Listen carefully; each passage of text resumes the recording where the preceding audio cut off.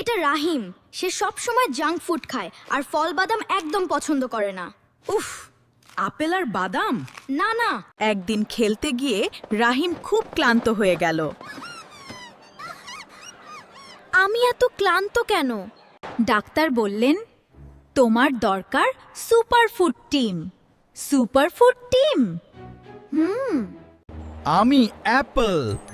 আমি শরীরকে শক্তি দিই, রোগ দূরে রাখি। আমি অ্যালমন্ড। আমি ব্রেনকে শক্তিশালী করি। আমি ক্যাশিউ। আমি হৃদয়কে সুস্থ রাখি। আমি রেইসিন। আমি শরীরে এনার্জি আর রক্ত বাড়াই। রাহিম প্রতিদিন ফল ও বাদাম খেতে শুরু করলো, আর দেখো, সে হয়ে গেল শক্তিশালী।